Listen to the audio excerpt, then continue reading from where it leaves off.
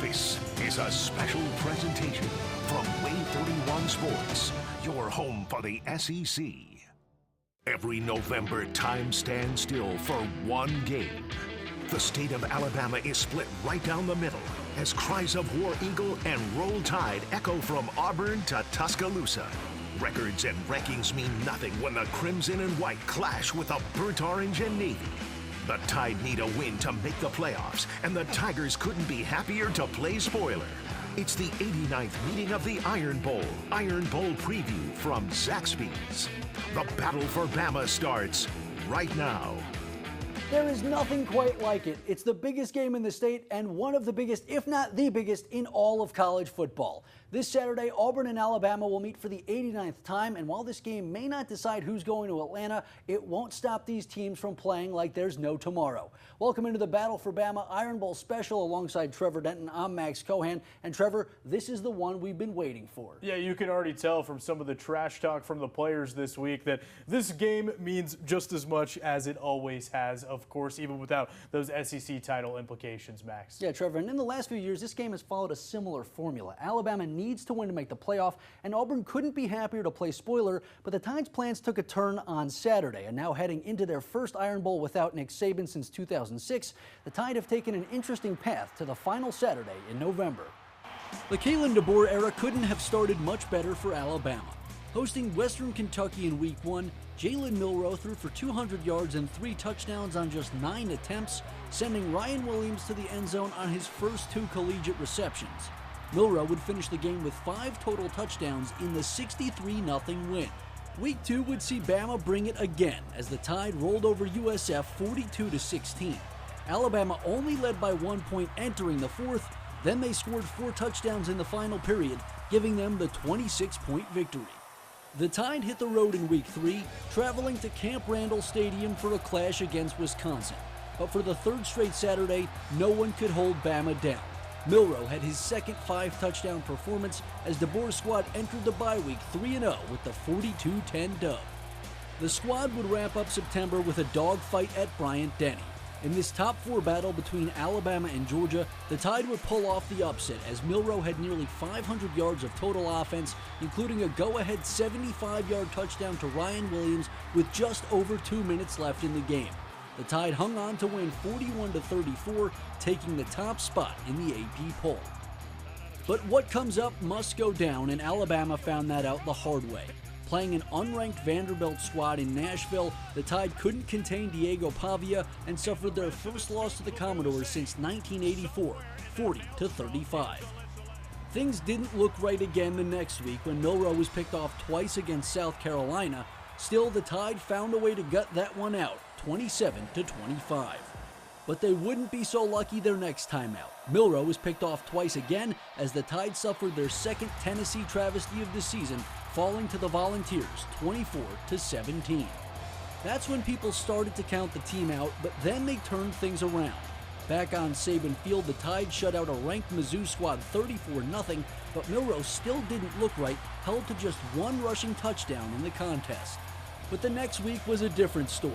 Playing what many believed to be an elimination game in Death Valley, the Tide rolled over LSU with a huge performance from Jalen, rushing for nearly 200 yards and 4 touchdowns in a 42-13 beatdown on the Bayou. As everyone expected, the Tide took care of business against Mercer. Milroe scored 3 touchdowns in a game that saw 4 Tide quarterbacks take snaps as Alabama won 52-7. Then their path to the SEC championship game was clear. Beat Oklahoma and Auburn, and you're heading to Atlanta. But the Sooners stunned the Tide with a nightmare in Norman. Milroe was picked off 3 times as Alabama was held without a touchdown for the first time since 2011 in the 24-3 loss. Now, as anyone who's watched any Auburn football this year can tell you, the team was a few throws away from having a decent season that would have included a few wins over ranked teams. Yeah, turnovers, blown leads led to a very frustrating season on the Plains, but the fan base finally had reason to celebrate this past Saturday when Auburn broke through for its first win over a ranked team since 2021. Let's take a look at how they got to that point. While Auburn hung 73 points on Alabama A&M, the Tigers hit their first roadblock soon afterwards.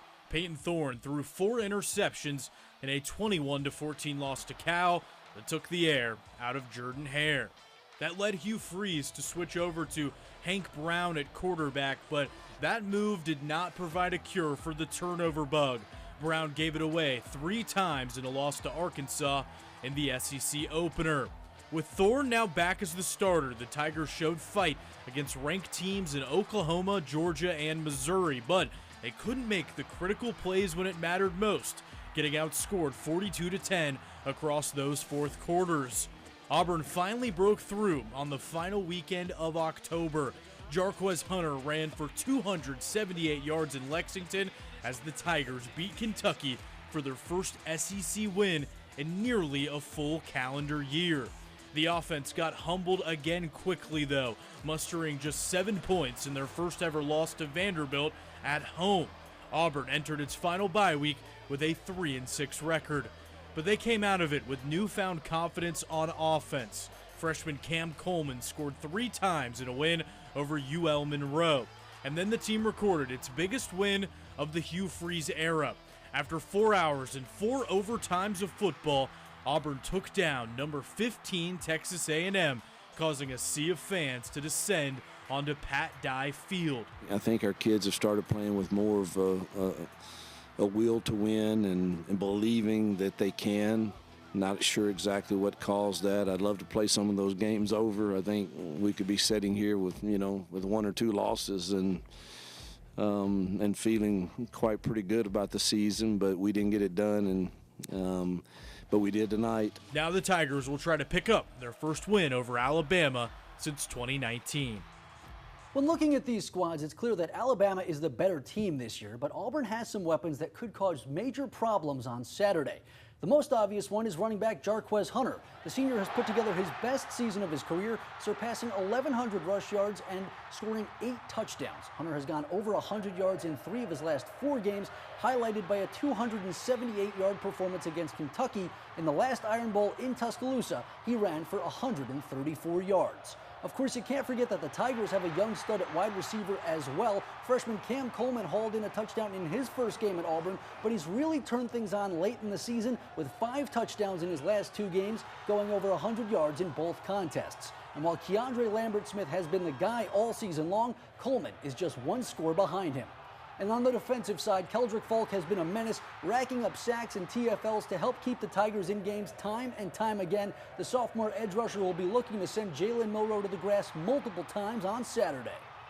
Some of the Tigers players may not be too impressed with Alabama's talent on offense, but there is zero doubt that the Tide do have some electric playmakers. Of course, Alabama quarterback Jalen Milroe hasn't thrown it as well this season with 15 touchdown passes and 9 interceptions, but he does lead the team in rushing yards and has 17 scores on the ground. So he's a very unique threat that the Tigers will have to tailor a specific game plan for. Of course, Milroe's favorite target, the 17-year-old phenom Ryan Williams. He scored 10 touchdowns as a true freshman, and even though Auburn's DeMarcus Riddick said he was no big-time player, there is no ignoring Williams when he is on that field. And defensively, you've got to mention Jihad Campbell, the Tide's tackle monster, has 20 more than any of his teammates this season, leading the team in sacks and tackles for loss. And with Deontay Lawson out for the year, he's that much more important this week for the Iron Bowl. North Alabama will always be an important pipeline for both Alabama and Auburn, and both these teams feature a handful of players from our area. Yeah, you can count 6 Crimson Tide players that call North Alabama home. That includes freshman defensive back Griffin Hansen from Mars Hill. Florence native Neeland Hibbett is the team's starting long snapper. Another former Falcon, Jalil Hurley, plays defensive back. He's appeared in 9 games this season. 2 offensive linemen represent our area in J.D. Martin and Billy Roby. And then you have another member of the secondary with Russellville's Connor Warhurst helping out on the scout team. And it's been an eventful year for local players on the Tigers, especially when it comes to special teams. Alex McPherson was expected to be the starting kicker heading into this year, but he's battled an illness and has only attempted 2 field goals and 3 extra points, and that was in 1 game of action. Sardis grad Eli Morton has played in 2 games this year, while Madison Academy's Austin Chambers is a true freshman defensive lineman. Another Mustang, Ian Vachon, has stepped up in McPherson's place, making multiple clutch kicks in that win over Texas A&M. Now, Ian Vachon's journey to the Iron Bowl is unlike all the other players. The Madison Academy alum did not sign to play out of high school. In fact, he was playing D3 football at Birmingham Southern until the school closed its doors.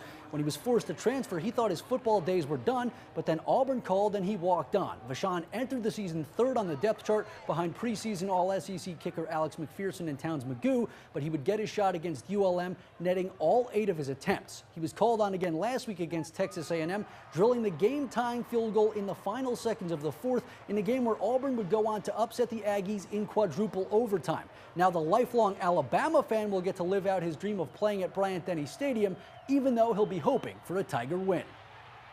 Truly, just absolutely blessed to be in this position and to get to play in the best rivalry in college football. To be honest, Saturday is going to be a big day, and we're just preparing and getting ready to go in there and try to ruin a little season. Now, 2 of the last 3 Iron Bowls have been decided by 3 points or fewer, so Vachon has the potential to play a major role on Saturday. Time for us to take a quick break, but don't go anywhere. When we come back, ESPN's Roman Harper breaks down why either team could win this game. The battle for Bama on WAAY 31, the home of the SEC. You're watching the battle for Bama on WAAY 31. War Eagle, roll time from the Horn of Africa. Well, not that anyone needs a reminder, but these are 2 teams that have both had moments where they look like they can hang with the best, and others where it looks like they're just lost. Yeah, that's right. But we wanted to take a look past what Max and I see on the sidelines on Saturday. And for that, we caught up with Alabama alum and Super Bowl champion Roman Harper. Played in a couple of these games. How dangerous is a team that really has nothing to lose and wants to play spoiler? Well, that's been the scariest times when I've seen Auburn, is when nobody gives them a chance, when it's not even going to be close, they're not going to be good. I actually think Alabama's in a better place because Auburn actually won a game last week. That's my opinion. But I've seen the craziest of crazy things. So I'm never, ever truly comfortable as an Alabama fan and as an Alabama grad in the Iron Bowl. You just can't be if you're Alabama. When you look at this game and the history, how glad are you as an Alabama fan that this matchup isn't taking place in Auburn?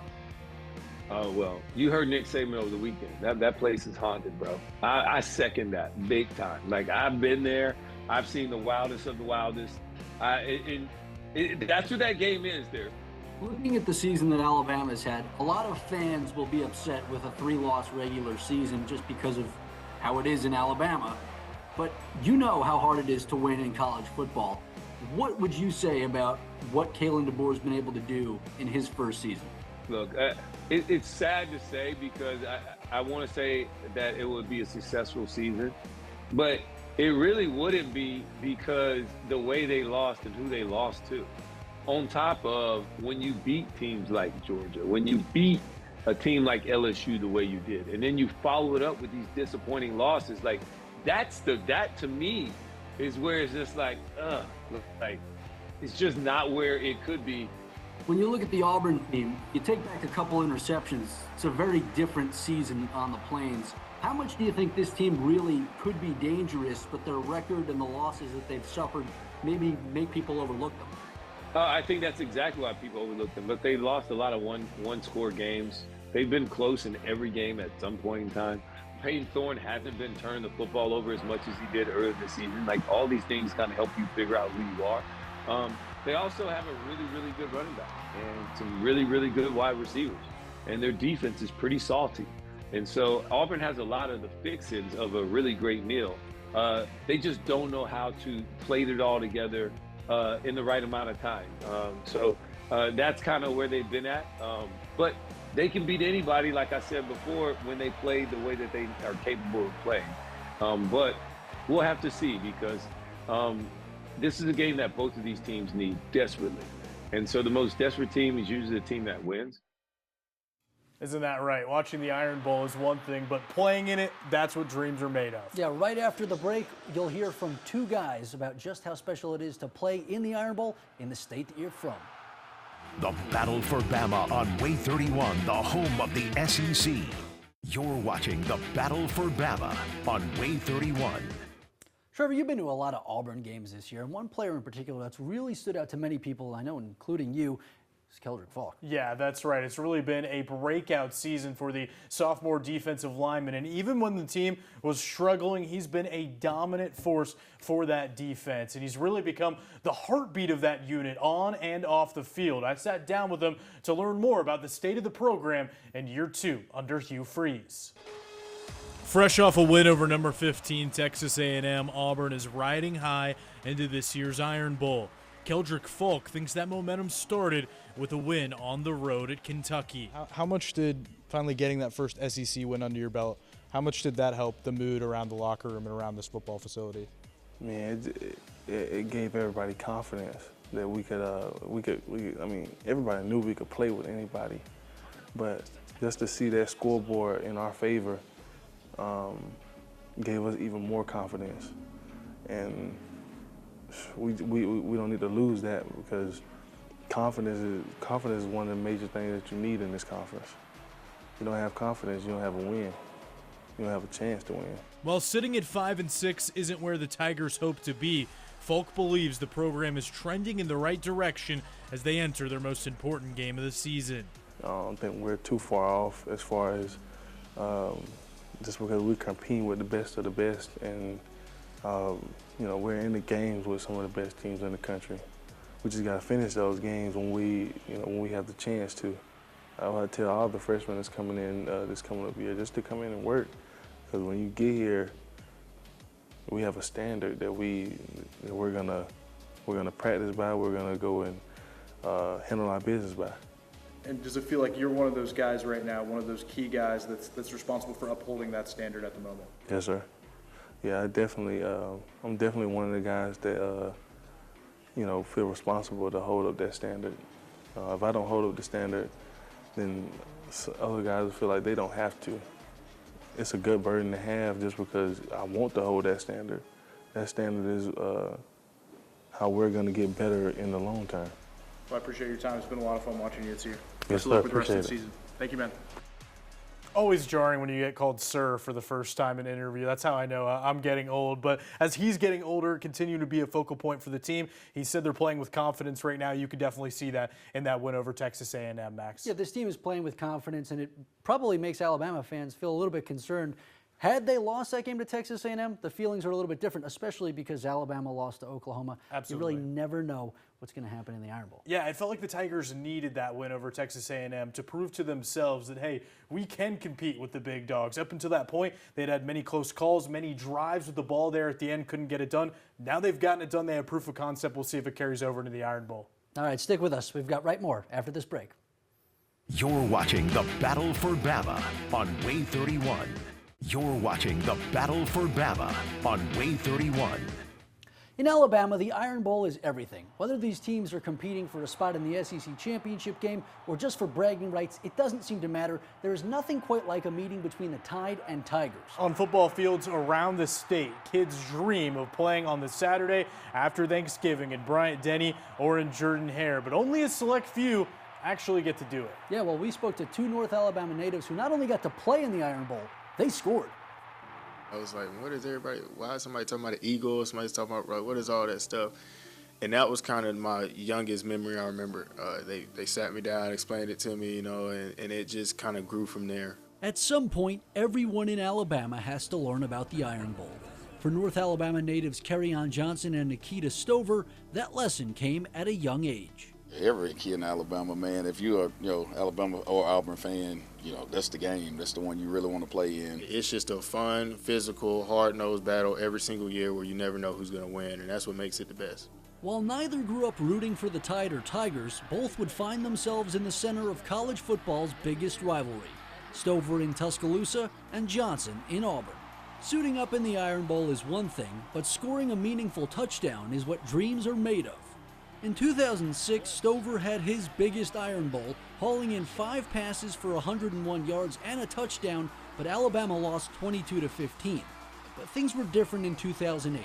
The Hartselle native only had 1 catch, but it went the distance as his 39-yard strike helped the Tide dominate the Tigers, ending Auburn's Iron Bowl win streak 36-0.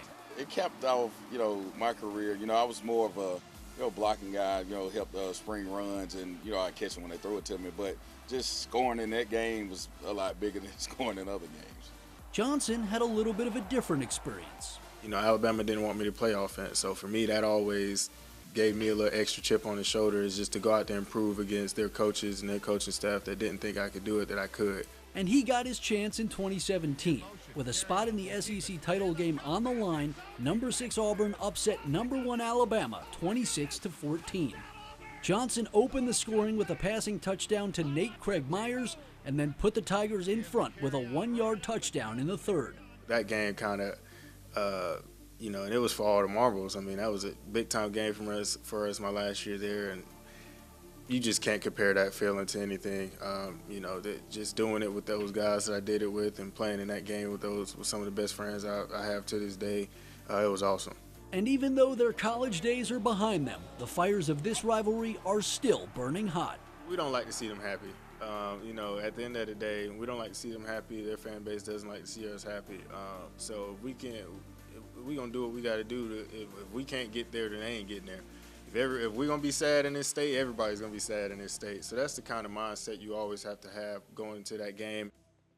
Dating back to his time at Ole Miss, Hugh Freeze has had many memorable run-ins with the Crimson Tide, but he knows there's just something different about facing them with that Auburn logo on your shirt. There's no bigger game on the schedule to sit in this seat, and to lose one like we did last year still doesn't set right. And I know that the Auburn faithful have had to endure that, and we want to change that feeling in this building and for our great fan base in this state. And it's a tall task. Their roster is deeper, but it was deeper last year too, and we had a shot to win it. So got to find a way to keep ourselves in it and give us a chance to win, and try to change that, and hopefully start making that a regular expectation. It's been an up-and-down debut season for Kalen DeBoer in Tuscaloosa, but it'll be seen as a complete disaster if the Tide fail to win his first Iron Bowl. Seniors on the team have a chance to finish 4-0 against their in-state rivals, a streak DeBoer knows is important to everyone in the state.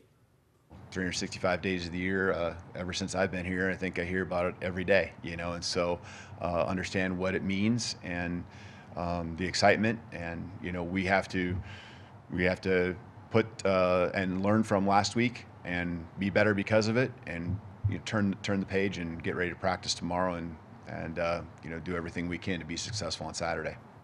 Okay, so that will wrap up our Battle for Bama Iron Bowl special preview, but it's not over until the Tigers or the Tide go home with the victory. Yeah, that's right, Trevor. We will be in T-Town on Saturday to catch all the action at Bryant-Denny Stadium. You're going to be sure to want to catch all of that recap because it's going to be an awesome game. As we told you, so many reasons to pay attention to this one, and we'll see you later. Happy Thanksgiving, everyone. You've been watching a special presentation of WAAY 31 Sports.